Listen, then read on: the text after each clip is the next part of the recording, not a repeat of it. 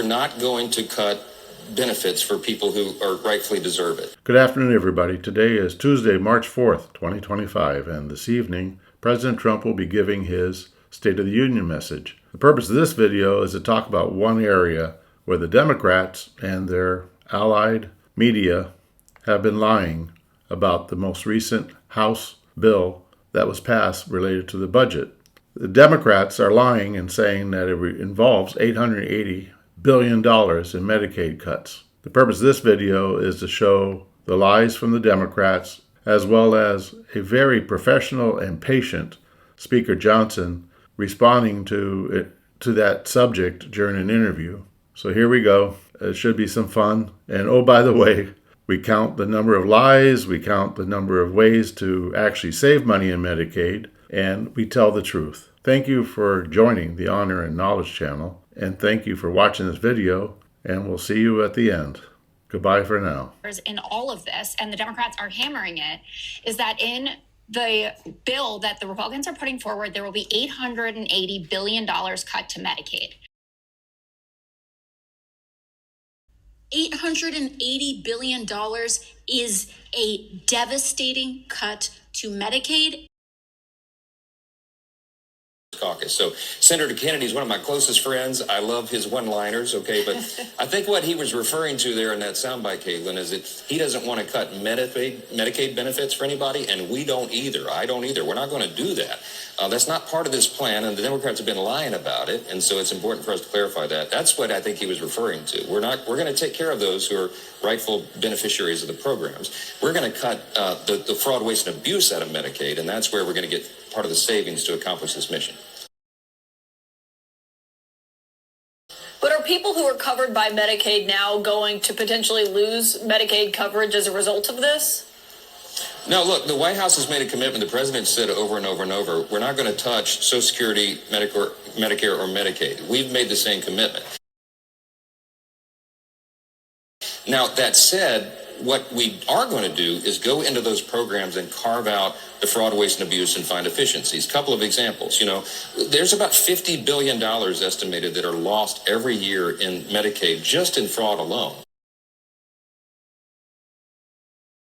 No one's for that. We've got to make sure we eliminate it. We have the algorithms now to do that. We have advanced technology to find it. We need to provide identification for people who are Medicaid recipients to make sure they are not illegal aliens. That's another big carve-out that we will make to save a lot of money.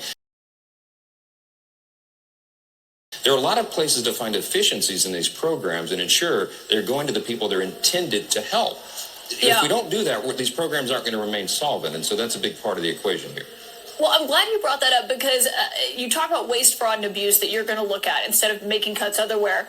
But last year, between Medicaid and Medicare combined, there was about $100 billion in improper payments. Now, no one is excusing that or fraud or any waste and abuse, but you're looking for much larger than that. So where is the other $780 billion going to come from?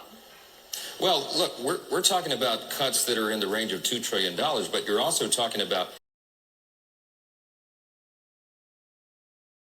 the whole of the federal government. We're going to involve 11 different committees of jurisdiction in this process. So all this attention is being paid to Medicaid because that's the Democrats' talking point. We're talking about a massive piece of legislation that looks at all of the fraud, waste, and abuse across the government and looks at programs that we do need to eliminate that isn't talking about health care for people that are relying upon that.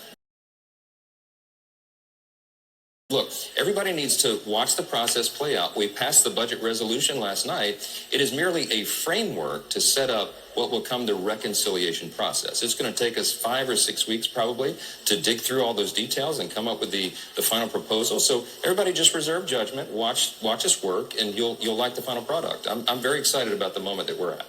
You say Democrats are lying when they say you're going to cut Medicaid. The plan that you passed does instruct the House Energy and Commerce Committee to find $880 billion in cuts, right? That's right. That's one of the and committees. So how did they get Caitlin, $880 billion in cuts from that committee without touching Medicaid? Because ENC has it actually has the broadest jurisdiction of any committee in Congress. It covers everything, energy and commerce. The name indicates how broad the jurisdiction is. I challenge you or anybody on your staff, Do a word search for Medicaid on the resolution that we passed last night. You will not find it. That is not part of this equation, okay? We're talking about finding efficiencies in every program, but not cutting benefits for people who rightly deserve that. Work requirements for Medicaid. That is something that is public opinion polls almost 90%. You don't want able-bodied workers on a program that is intended, for example, for single mothers with two small children who's just trying to make it. That's what Medicaid is for, not for 29-year-old males sitting on their couches playing video games. We're going to find those guys and we're going to send them back to work. That's what everybody supports. That's what the Republicans are for. And by the way, we find dignity in our work. That's going to be good for everybody. And I want to follow up on that, but on that Energy and Commerce Committee, the vast majority of funds that they have are Medicare and Medicaid. So when you talk about $880 billion, that's simply not true. So where are you cutting from within that committee? Energy and Commerce's jurisdiction would take us 20 pages to go through, Caitlin. They've got almost everything in the U.S. economy. There are large pools in the healthcare components, but we're not going to cut benefits for people who are rightfully deserve it. And watch this play out. Just reserve your judgment. The White House has said that we're not going to do that. The House Republicans have said we're not going to do that.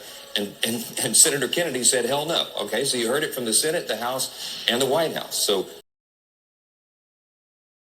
let's let this play out. We have a long football game to play. Last night was the kickoff of the game. None of that stuff is going to be touched. Nothing. You don't have to. Welcome back. If you're listening carefully, you just heard President Trump say Medicaid is not going to be touched. However, the House Republicans have a plan which the president has endorsed that would cut some $880 billion from Medicaid over the next 10 years. This as partial cost savings to finance an extension of the existing Trump tax cuts. New Mexico Democratic Governor Michelle Lujan Grisham joins me now. Governor, it's great to see you. I mentioned the top line number, $880 billion over 10 years. Looking at the data, New Mexico is the largest recipient state for Medicaid assistance. 33% of your population, as I understand it, receives either Medicaid or CHIP subsidies. What do these cuts look like to you, Governor? Well, it means that more than 800,000 New Mexicans would be under or uninsured completely. So we rip those health care benefits.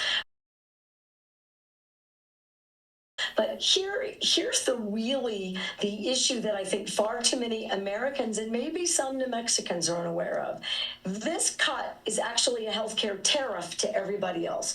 That means your insurance premiums go up. That means your copays go up. That means Medicare covers less. That means your prescription drug costs go up. That means nobody has primary care docs, because all of this healthcare investment is all connected. So what you're saying, Governor, is that by saving Medicare costs, we're actually going to be increasing the amount of money that it takes to do health care. For some reason, that doesn't make sense to me. And I hope that Republicans in Congress, frankly, come to their senses. And it is another example where President Trump says one thing and then does exactly the opposite. He's not reducing costs. He's increasing costs, and people will die. Oh my God, that comes right out of the COVID-19 playbook. Nope, I don't think you're right. However, I do know that Major Garrett and the other people that were journalists involved with these videos were not in compliance with the journalist code of ethics. So here I leave the code of ethics in case you want to peruse it, but all over the place on it, it talks about accuracy. And one of my favorites, you're supposed to fix your mistakes, which you actually never hear these people going about telling us the truth after the truth has become known and their lies have become known as lies. Anyway, if you see this soon, hope you have a great time listening to President Trump. And if it's afterwards, I hope the best of life for you, and God bless you, and God bless our country. Good night.